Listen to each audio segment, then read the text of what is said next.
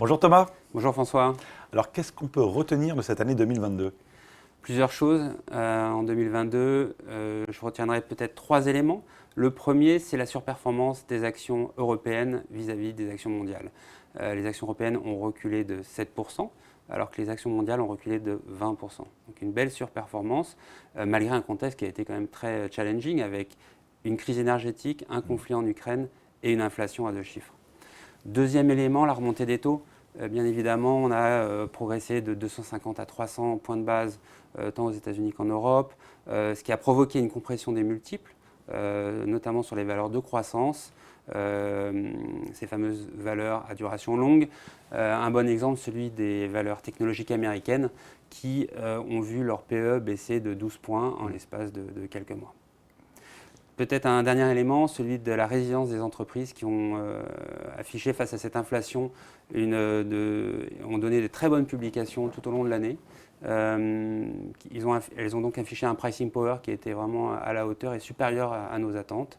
Et d'ailleurs, les analystes ont révisé tout au long de l'année les perspectives de croissance des entreprises, notamment en Europe, de près de 17%. Et pour 2023, qu'est-ce qu'on peut attendre? Pour 2023, si on commence par la partie un peu plus encourageante, c'est l'Asie, avec la Chine qui va arrêter sa politique zéro Covid. Donc l'économie va pouvoir se réouvrir, refonctionner un peu plus normalement.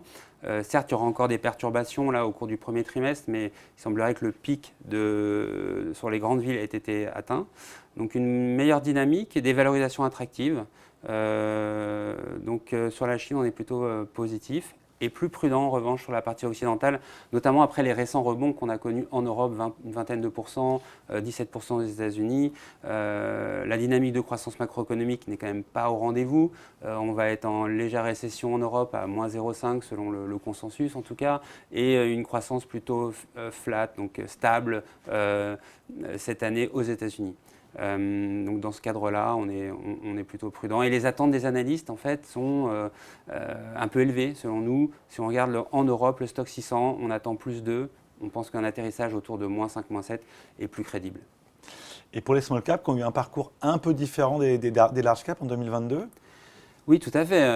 On a eu une nette sous-performance des petites valeurs. Alors, selon les indices, entre moins 15 et moins 25, on n'a plus de primes sur la France, des petites valeurs sur les grandes valeurs. On a plutôt une légère décote aujourd'hui, ce qui est assez rare.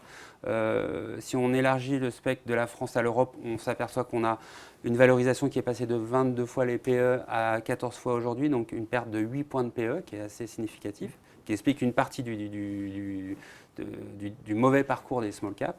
Donc les valorisations aujourd'hui sont attractives et d'ailleurs en 2022 on a eu 28 opérations en France avec des primes de 45% alors que la moyenne des primes était de 25%.